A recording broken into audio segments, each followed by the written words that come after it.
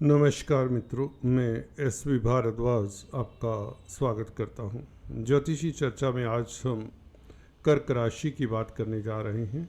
अगर आपको अपना लग्न मालूम है तो यह चर्चा लग्न से भी देख सकते हैं। ग्रहों की स्थिति कुछ इस तरह से रहेगी। शुरुआत में काफ़ी परिवर्तन हो रहे हैं, काफ़ी बड़े बड़े बदलाव होंगे इस महीने। सबसे पहले तो आज 3 मार्च है, शुक्र वक्री होंगे और उसके पश्चात सूर्य का राशि परिवर्तन।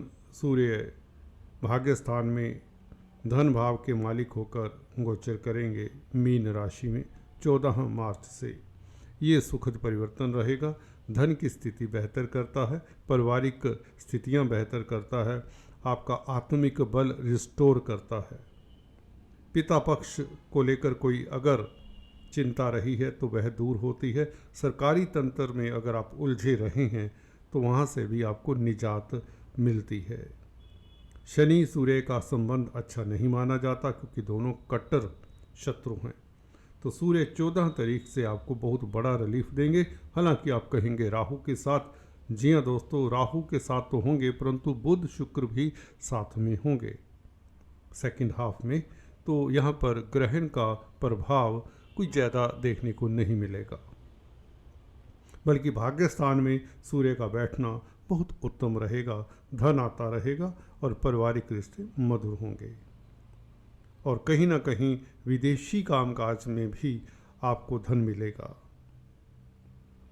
दूसरा परिवर्तन 3 तारीख, आज का दिन, आज 3 मार्च है, शुक्र वक्री होंगे।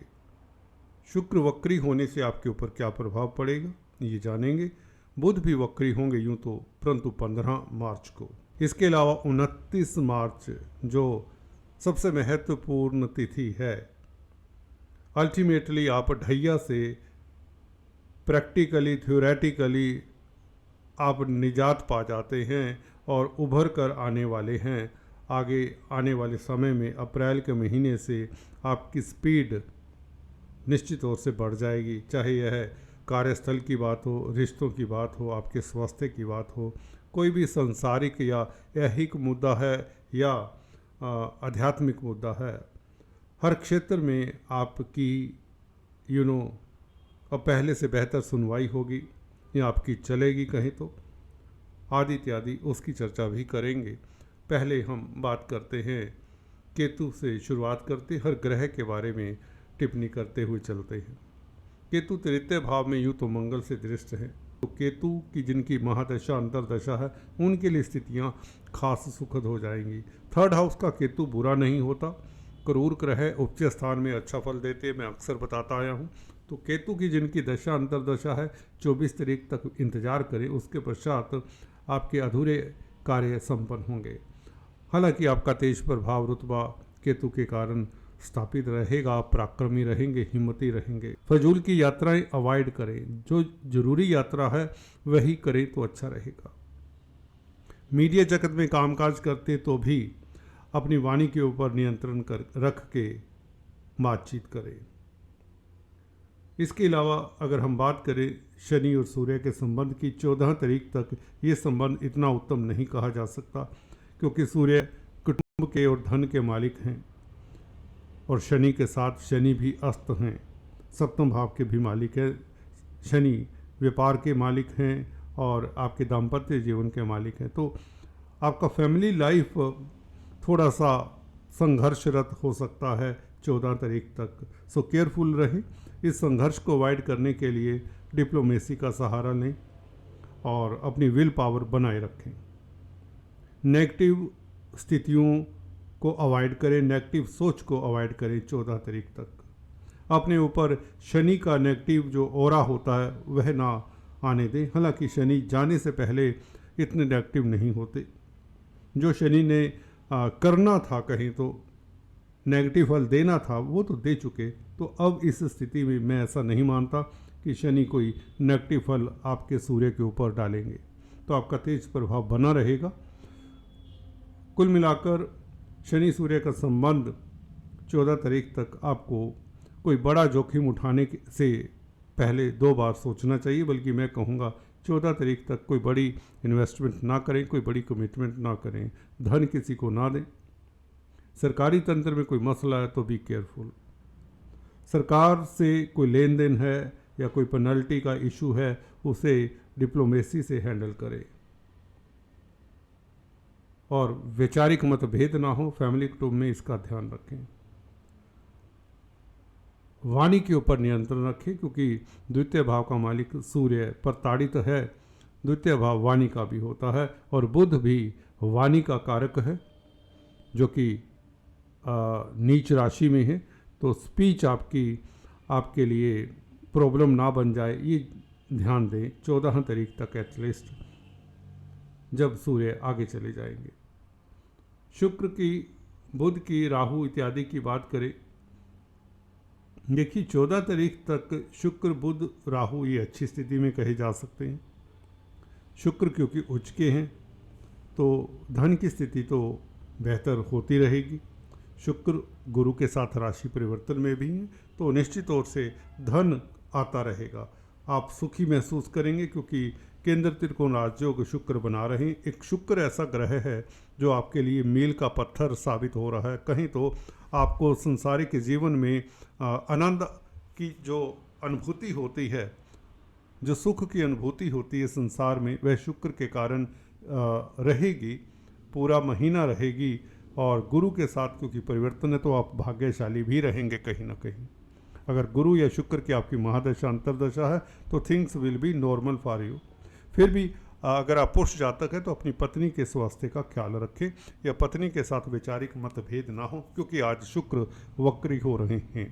हालांकि उच्च की स्थिति में है तो कोई दिक्कत की बात नहीं। शुक्र का तेज प्रभाव, दबदबा या लाभ की स्थिति बनी रहेगी। मित्रों का साथ होगा, कॉन्टैक्ट सर्कल आपके काम आएगा।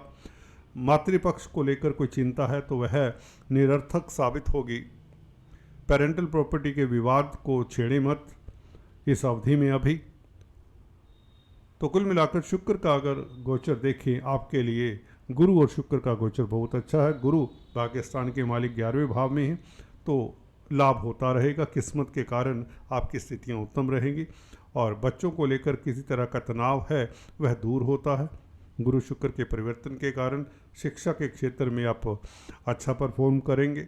अगर छात्र है तो परीक्षाओं में उत्तीर्ण होते हैं। रोमांटिक रहेंगे कहीं ना कहीं। फिर भी गुरु की दृष्टि अगर देखें तो पंचम दृष्टि तृतीय भाव के ऊपर, जो आपको छोटी बड़ी यात्राओं के लिए बाधित करती है। अगर जरूरी हो, मार्केटिंग के व्यक्ति हैं तो आप यात्रा करें और डिप्लोमेसी से अपने मित्रों के साथ, अपने कुलीग्स के साथ बातचीत करें, हैंडल करें इश्यूज़ को। स्थितियां बेहतर हो सकती हैं। सोशल वर्क करते हैं, एनजीओज़ के साथ अगर आपको कोई नाता है, नॉन गवर्नमेंट ऑर्गेनाइजेशंस होती हैं, उनके साथ अगर आपका कोई रिश्ता है डायरेक्टली और इनडायरेक्टली, तो आपके लिए 24 तारीख से स्थितियां बहुत सुखद होंगी।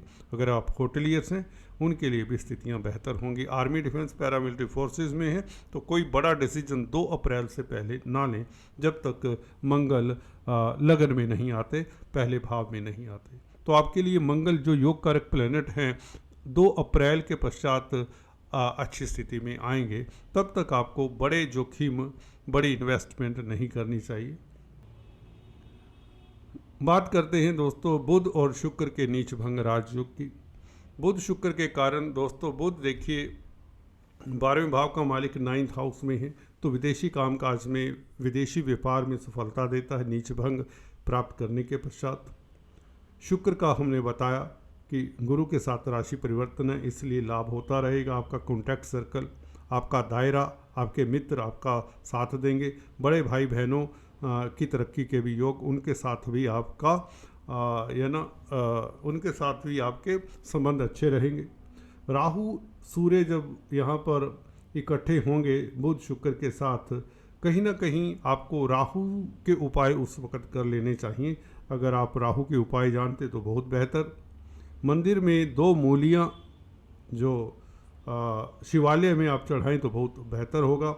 कच्चा कोयला अपने वजन से 10वां हिस्सा किसी दरिया में बहा दें बुधवार के दिन, ये भी बेहतर उपाय रहेगा। और गुड़ गेहूं का दान रविवार के दिन करें, ये बहुत बेहतर रहेगा, क्योंकि राहु का नेगेटिव प्रभाव कहीं ना कहीं सूर्य के ऊपर हल्का फुल्का पड़ सकता है। या यूँ कहें सरकारी तंत्र में जो कामकाज करते हैं, सरकारी जॉब करते हैं, उन्हें ये उपाय कर लेना चाहिए राहु का। अदरवाइज महीना शुभ है। 29 तारीख से अल्टीमेटली 6 ग्रह आपके भाग्यस्थान में होंगे। इसमें शुक्र, बुध, राहु, शनि, सूर्य के साथ चंद्रमा भी होंगे। 29 तारीख को 6 ग्रहों का जमावाड़ा आपके भाग्यस्थान में होगा, तो आप भाग्यशाली 29 तारीख से होने जा रहे हैं। ये वैसे ही शनि का गोचर कहता है, ये स्थितियां भी कहती हैं। पहली बार ऐसे हो रहा है कि शनि की शिफ्टिंग के दिन 6 ग्रह एक साथ बैठे हों, और वह भी भाग्यस्थान में। तो आपको ये देखना होता है कौन सा ग्रह ज़्यादा प्रबल होगा, किसका बल ज़्यादा बढ़ जाएगा। इसमें देखिए निश्चित है कि शुक्र क्योंकि उच्च के हैं, तो शुक्र को बुध का बल भी मिल जाएगा। हालांकि बुध खुद नीच के हैं, परंतु शनि का बल भी मिलेगा, राहु का बल भी मिलेगा, क्योंकि ये मित्र हैं शुक्र के, बुध, शनि और राहु। इनके कारण शुक्र को स्ट्रेंथ मिल जाती है, और सबसे स्ट्रॉन्ग प्लैनेट शुक्र होंगे तो ज़मीन जायदाद, प्रॉपर्टी, मातृ सुख से फ़ायदा हो, आपके भौतिक सुख बढ़ेंगे, वाहन सुख, प्रॉपर्टी सुख, जायदाद का सुख, पेरेंटल प्रॉपर्टी का सुख, और स्त्री वर्ग से खास लाभ हो, सौंदर्य प्रसाधनों से लाभ हो। अगर आप कॉस्मेटिक्स, रेडीमेड गारमेंट्स, ज्वेलरी इत्यादि का कामकाज करते हैं तो लाभान्वित हों, और आपके स्पाउस का आपको पूरा साथ मिलेगा। आपका दाम्पत्य जीवन बहुत सुखद रहेगा। व्यापार में वृद्धि के प्रबल योग बनते हैं, और कहीं ना कहीं विदेश यात्रा के योग बनते हैं। विदेशों से आ रहे अभी तक जो अशुभ समाचार मिले हैं, या विदेशों में सेटल्ड भाई बहनों को लेकर, रिश्तेदारों को लेकर कोई चिंता रही है, उस चिंता का कोई ना कोई निदान हो जाता है शुक्र के कारण, और लाभ होगा। पारिवारिक रिश्ते मधुर होंगे, आदि इत्यादि कई तरह के भौतिक सुख, संसारिक सुख आपको प्राप्त होंगे। शनि का यहाँ पर से गोचर भाग्यस्थान से बहुत उत्तम रहेगा। केंद्र त्रिकोण राजयोग बनाएंगे शनि 29 मार्च से। सप्तम भाव का मालिक नवम भाव में बैठे तो ये बहुत उत्तम होता है। सामाजिक स्तर के ऊपर आपका डंका बजेगा।